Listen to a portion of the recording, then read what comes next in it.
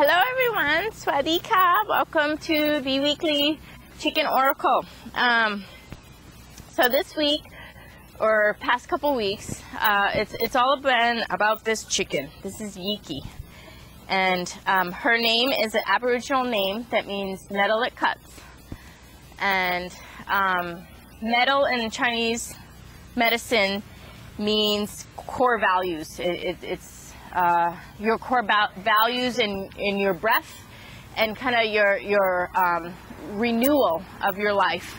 It's about lungs and breathing in the divine and eliminating anything toxic, anything that is not beneficial to your life or takes away from your life, from your core values and your life. So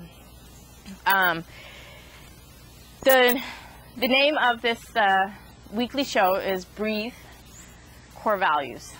And this is what we need to do. We need to take in through inspiration of our connection with the higher powers and to eliminate anything that takes away from the existence of the higher intelligence and the higher love and the higher powers, anything that takes away from this reality in these high core values, in the essence, in the things that can never die, in the things that can never be removed, these core essence and values of our lives, what will stay with us no matter what we do. So anything that takes away from us or separates us or makes us feel lost from these core values, we need to get rid of, and that's the large intestine. You eliminate. So I want to talk a little bit about the metal element, since that's what her name means, is metal. It's metal that cuts. And you need to cut away the weeds from the garden so that the plants can get their nourishment. You need to get rid of anything that is destroying your sacred life, your home, your space, your survival. Anything that is destroying your survival, you have to eliminate. So it's about protecting. You use metal to protect. You save life. You save all that is good. You save the core values. You save the essence by cutting away and paring away. And you also refine. So you come down, the whole concept of refinement, of coming down to that essential form.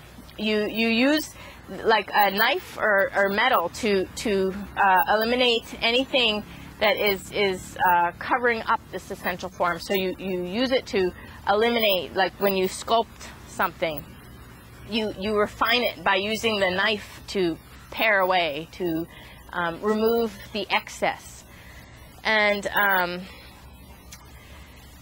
yeah, it's really about this cycle of taking in the new and maintaining that inspiration and just eliminating anything that is taking away from the essence and the core values.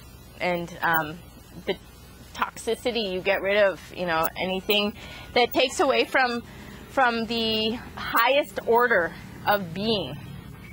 And that the qualities of metal is about order and structure that is a positive thing. So it's like you create the life for yourself, and then you protect it, you preserve it,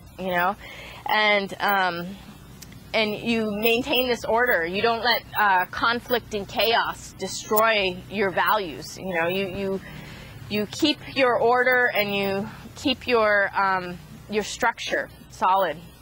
And it's about refining everything and making it in its perfect form. So you really have to have that integrity also. So it's about living that truth, knowing the truth and living that truth and embodying that truth in the world around you.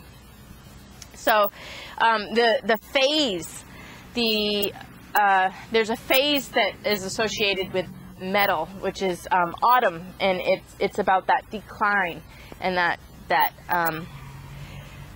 harvest. It's the end. So you harvest, you assess the year, you assess, the progress from the year, or you assess where you're at. You really look at what you have, and so it's the season of autumn and fall, and it's about things really coming to full color. It's like the leaves have their full color. It's about the full expression right before the dormancy. So it's like, you see where you're at, and then you kind of take a pause, and then you have your spring again. But the metal element, or the metal season is about that, that at the end of life, what was it? What was it all about? What preserves through the winter? What preserves all year long? And what leaves as the season changes? And how it comes to full expression, and then it goes, and then it's renewed. So interestingly, I'll get into the stories about her, but we have this spray I have to put on her right now. So she looks like this little Halloween chickie. Hi, Iggy. Yeah. And so she's getting a purple hair dye, and I also have another chicken Amida right now with her little cape on. She has it on sometimes. It kind of falls off, but it's a cute little cape. I'll put it on so you can see it. But it has these little spider webs. So it's about creating this new structure for ourselves. We have this Halloween, and Halloween is all about the masks, right? And this is the end of the fall season. At the end of the year, there's this kind of crossing over and going between worlds, and the dead people coming alive, and the live people becoming dead, and this kind of transition. And it's about masks. So we put on our masks, we take off our masks, and we see who people are underneath the mask, but we might need to put on a mask to do what we need to do. So it's really about kind of getting our needs met by putting on our different faces, and in a positive way, but then also taking that off and revealing who we are. So anyway, the web, this little cape that Amida wears, it's filled with spider webs, and this is about really looking at our lives right now. And I was already going through this anyway, just randomly, and it is the fall season for the northern hemisphere, and it's about really looking at your life and creating your web. And if you already have a web that's solid and created, and you're going to keep this web exactly how it is, there's always some changing or tweaking or improvement. The perfection, you can always perfect, you can always refine.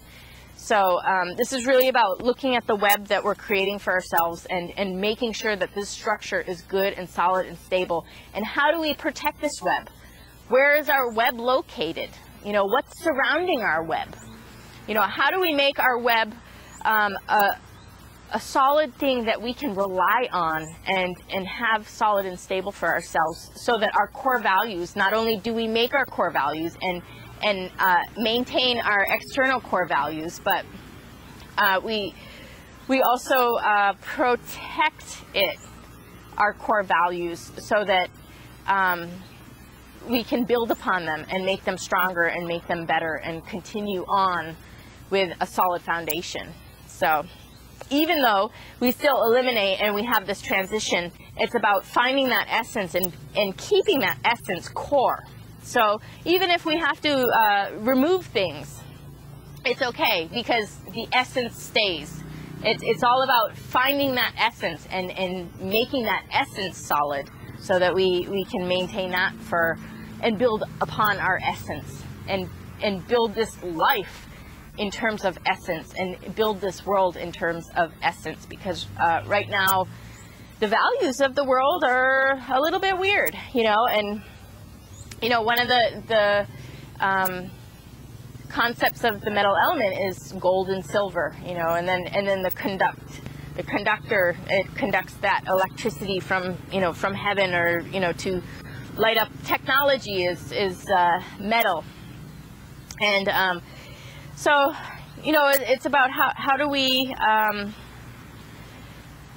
it's okay, we can use the metal also, and allow some of it to be transient, but then, you know, what are those important relationships we need to preserve throughout our life? What are the you know, the homes and the jobs and the careers and the work that we do that we need to preserve and build upon? So, okay, so let me get into the stories of Yiki and how this little metal element played out in the past couple of weeks. Okay, so the story started out with, okay, Yiki is like the ultimate mother. She values motherhood. She values her babies, and she just like does so much to keep all her little babies in order and keep her little structure. And she'll take on, you know, 10, 12 babies, and she'll keep them all in line and she makes sure everybody has the instructions at all the time, like we do this and then we do this, and then, you know, you go like this, and she tells everybody what to do. And if somebody starts to wander off, she's like, oh, come over here, and then she tells them what to do. And I mean, she's just an incredible mama. And she sat on eggs for almost like 2 months, but I kept taking the eggs, and no, I let her have some eggs, and then they didn't hatch, and then I gave her some more eggs, and then she had, well, yeah, she had 2 hatch, her and Cinnabrite, and they were co-mothering, and so they both had 1 baby, and that baby, her baby, ended up dying from some unknown reasons. I don't know, it just happens, and so she only had 1, and then it died.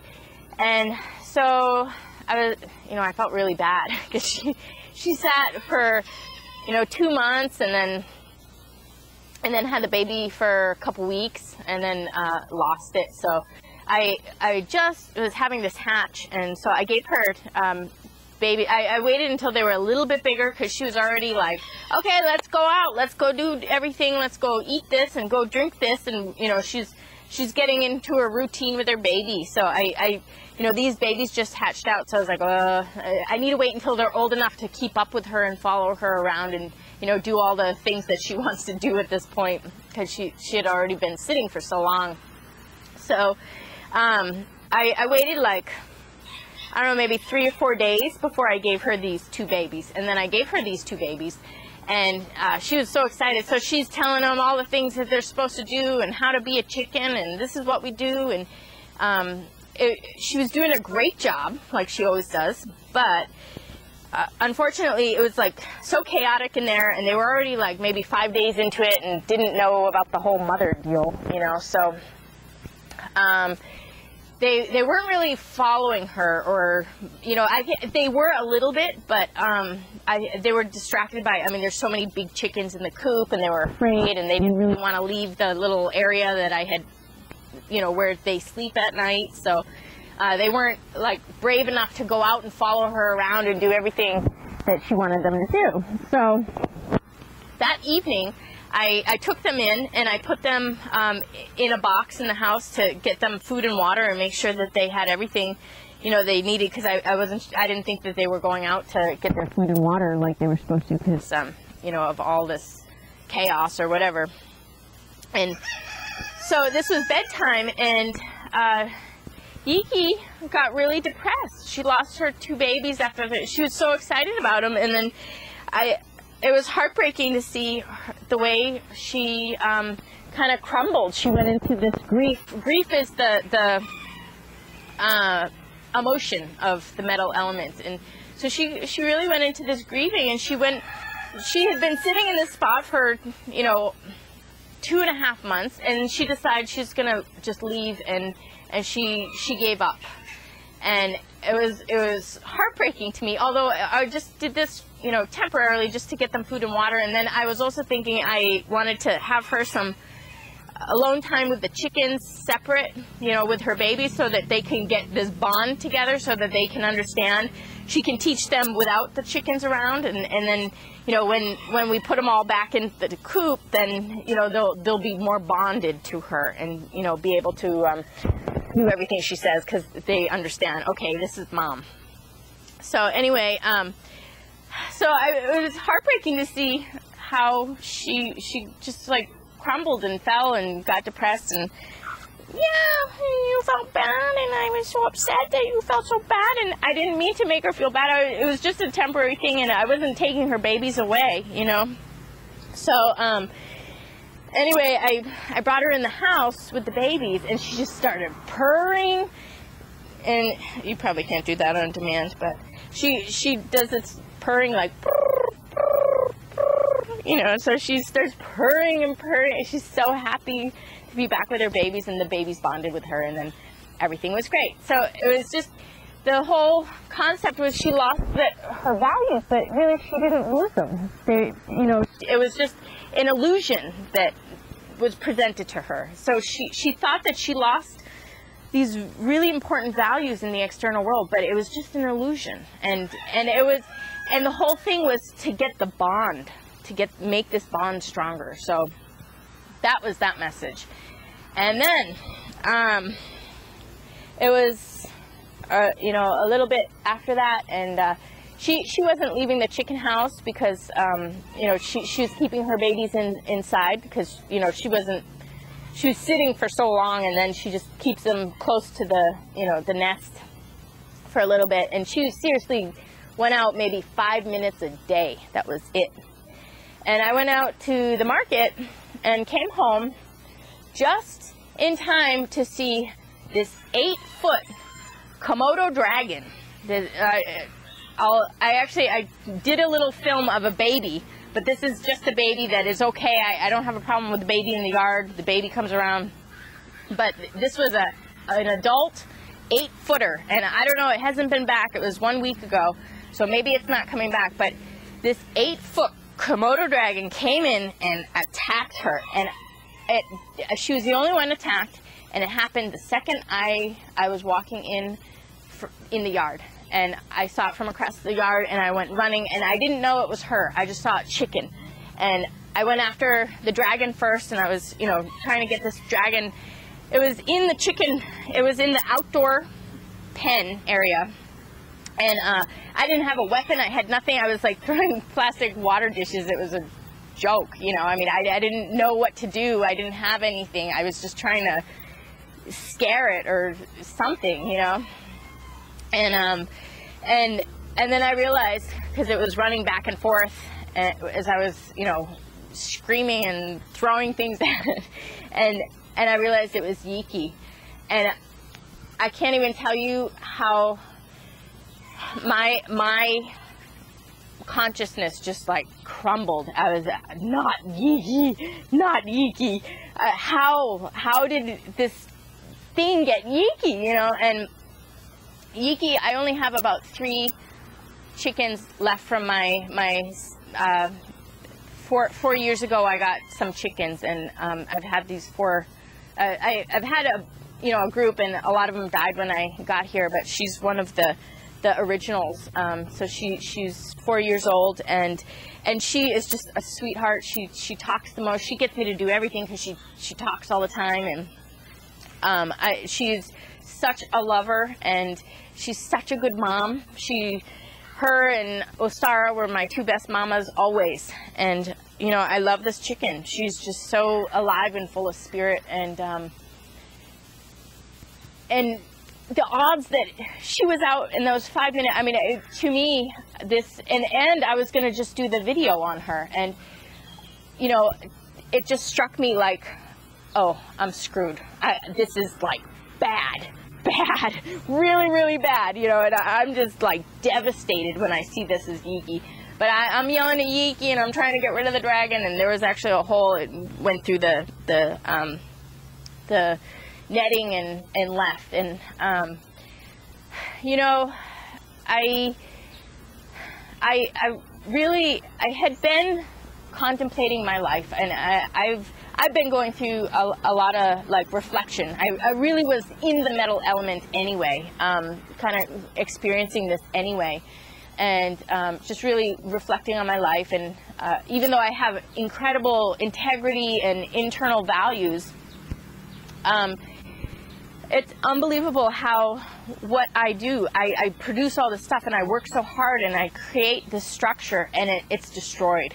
And it has been destroyed over and over and over and over again. And I'm keep refining my structure every time I build it again. How do I protect it? How do I protect it? And you know, I'm 35 years old, and I haven't been able to protect my life. I've been in survival mode, just scraping by, and I need to figure out a way to build something that's stable, that people are not going to attack and take from me. And people do not respect my relationships, and they do not respect my money, and they do not respect my home, and they do not respect my stuff. And I've been trying to figure this out for a long, long time. Like, how do I refine this and protect it so that when I build again, that I can continue and actually have something solid and stable and keep this essence stable in the external world. So, you know, I'm starting up my life here in Thailand, and so really have been reflecting a lot on this and reconnecting with a lot of friends and seeing, wow,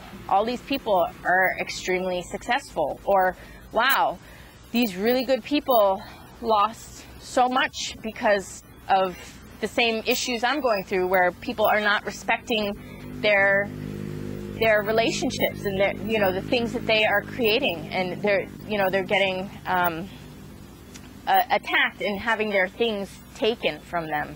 So you know, I'm really looking at this and trying to figure out how do I make my life of value and protect it, and so that I can build and have a life like I deserve. Everybody deserves this. Everybody deserves money. Everybody deserves stability. Everybody deserves a home. Everyone deserves a loved one. Everyone deserves a partnership, a companion. Everyone deserves children if they want. You know, everyone deserves. Everyone deserves their values. Everyone deserves what is essentially theirs. What is their right. So I've really been looking at this, and you know, looking at my harvest, looking at my yield from my life, and figuring out, okay, well, I've yielded a lot internally. I'm you know, able to do a lot with the internal, non-tangible resources, all these, you know, these thoughts and experiences, and I have a lot that I can, you know, I mean, I have a life of stories of amazing relationships, of all sorts of things, but you know, how do I make a solid, stable life, and how do I keep the ones that I love protected? And for Yiki to be attacked like this right when I was about to do the video was devastating. And I went through what she went through, where I was traumatized, and I thought for sure she was going to die. If something gets attacked by a Komodo dragon, they don't live because of the bite. It's so they're not poisonous, but they have so much salmonella and different diseases, bacteria, that they get blood poisoning and septic and die from that. So I just automatically assume I'm going to lose my Yiki. And, you know, the whole thing is just devastating. And I look at her, and I realize that somehow it just got her skin. And it just took off her skin. And nothing was, like, her muscle, none of her inside, nothing was taken. So it was like a miracle. It just took her skin off, and I didn't know if she could live with it. She did have one gash, and I didn't know what was going to happen, but people really came together for me. My dear friend John Kapkunka, he came and took care of, he came and stayed put and, you know, waited for this dragon, and I went out and did my essentials, took her to the vet, And the vet I thought, oh, the vet's going to be devastating. He's going to tell me she's going to die. Do you want me to kill her? You know, I just totally thought that the vet wasn't going to be able to help, and he was going to be negative. He was so positive, and he said, no problem. He gave me antibiotics. We put this, like, you know, Halloween spray on her. And, you know, he was great. And I actually got there early, and so I guess I was a half hour off with my appointment. So we went to this Buddhist temple nearby that was beautiful. And it was interesting. I went in with Yiki because, you know, I had her. So I just went in with her, and I went to pray in front of, you know, in front of the little shrine, and went in. And it was the door was a little bit open. It was kind of like a cage area for this you know, it's kind of outdoor, no walls, but kind of a cage that you can open and close. And I don't know, I guess that they didn't see me in there, and they locked me in. So I was like, oh, hello, you know, I was got locked in the temple with Yiki. And then they realized, oh, sorry. So they let me out, and then they wanted me, they really wanted me to, they were looking for me. They wanted me to come back with Yiki.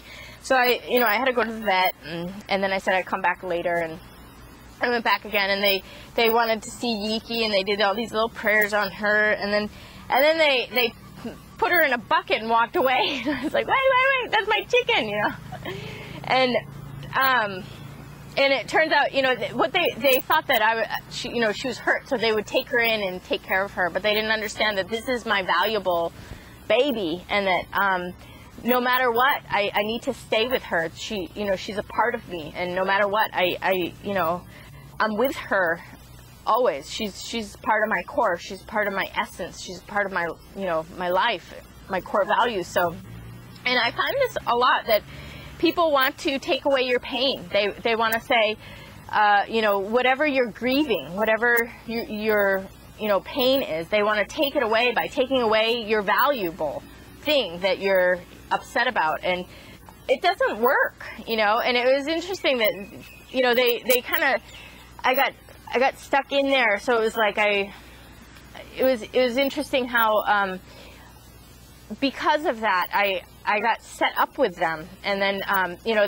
we formed this relationship, and I ended up going back there with some chickens because they really wanted some chickens. So I brought them some chickens that I had, and they were so happy. And they had 2 male roosters and no female chickens. So I brought them some chickens, and you know, it was funny. They were laughing because all the boys were like, you know, trying to show off, and, you know, they do this little dance for the girls. So they were like doing this little show and showing off and dancing around the girls and trying to impress them. And so we were all laughing because they were like, oh, the Thai chicken like the American chicken, you know, the Thai chicken and the American chicken are, you know, they coming together because they wanted to, you know, get together. And so they were saying, oh, chok teeth, you know, they were giving me, like, so it was nice. It was almost like a little offering, or a little a prayer. And again, this is our conductivity, you know, this little ritual,